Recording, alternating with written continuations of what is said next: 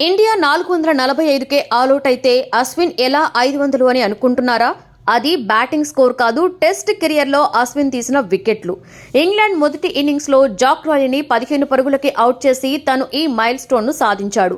5 వికెట్ల నష్టానికి 326 పరుగుల వద్ద రెండవ రోజు ఆట మొదలుపెట్టిన టీమిండియాకి మొదటి 15 నిమిషాలలోనే కుల్దీప్ ని కోల్పోయింది.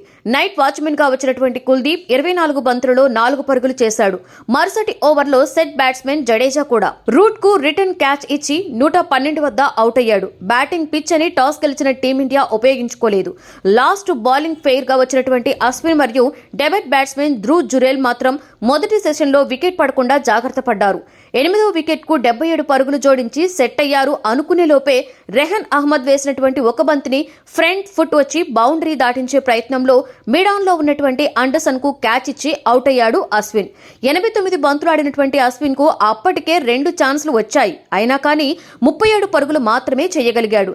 డెబెట్ చేసినటువంటి వికెట్ కీపర్ బ్యాట్స్మెన్ జురల్ మాత్రం చాలా కామ్ అండ్ కంపోజ్డ్ గా ఆడుతూ తన ఇంటర్నేషనల్ కెరియర్ లో మొదటి హాఫ్ సెంచరీ వైపు వెళ్లే ప్రయత్నంలో రెహన్ అహ్మద్ వేసినటువంటి బంతి కట్ చేసి కీపర్ ఫోక్స్ కి క్యాచ్ ఇచ్చి 46 పరుగులకి అవుట్ అయ్యాడు.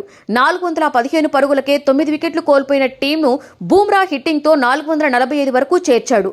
28 బంతులు ఆడినటువంటి బూమ్రా 3 ఫోర్లు 1 సిక్సర్ సహాయంతో 26 స్కోర్ చేశాడు. ఇంగ్లాండ్ బౌలర్స్ లో మార్క్ వుడ్ కు 4 వికెట్లు, రెహన్ అహ్మద్ కు 2 వికెట్లు, అండర్సన్, రూట్, హార్లీకి చెరో వికెట్ తీశారు. అశ్విన్ పిచ్ డేంజర్ జోన్ పై నడిచినందుకు 5 రన్స్ పెనాల్టీ ఇంగ్లాండ్ కు వచ్చాయి. దీంతో బ్యాటింగ్ కు దిగకముందే 5 పరుగులతో ఇన్నింగ్స్ ను ఆరంభించారు ఇంగ్లీష్ బ్యాట్స్మెన్. బ్యాటింగ్ కు వచ్చినటువంటి ఇంగ్లాండ్ బ్యాట్స్మెన్ బెన్ డకెట్ మరియు జాక్ క్రోలీ బస్ బాల్ ను మొదటి ఇన్నింగ్స్ లోనే ఆరంభించారు.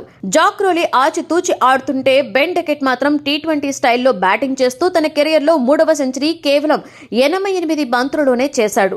డిఫెన్సివ్ గా ఆడుతున్నటువంటి జాక్ ను అశ్విన్ 15 పరుగులకే అవుట్ చేసి కెరియర్ లో తన 500వ వికెట్ ను సంపాదించాడు. 3వ బ్యాట్స్మెన్ గా వచ్చినటువంటి ఓలిపో స్ట్రైక్ రొటేట్ చేస్తూ డకెట్ కు మంచి తోడిచ్చాడు. 6 పరుగుల రన్ రేటు మెయింటైన్ చేస్తూ దూసుకుపోతున్నటువంటి ఇంగ్లాండ్ బ్యాట్స్మెన్ కు సిరాజ్ పోప్ ను అవుట్ చేసి ఒక బ్రేక్ వేశాడు.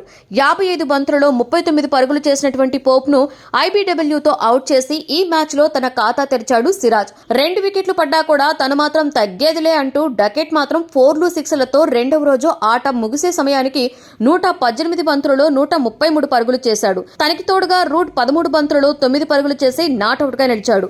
35 ఓవర్లలో 207 పరుగులు చేసిన ఇంగ్లాండ్ రేపు ఇంకెన్ని పరుగులు చేస్తుందో చూడాలి మరి.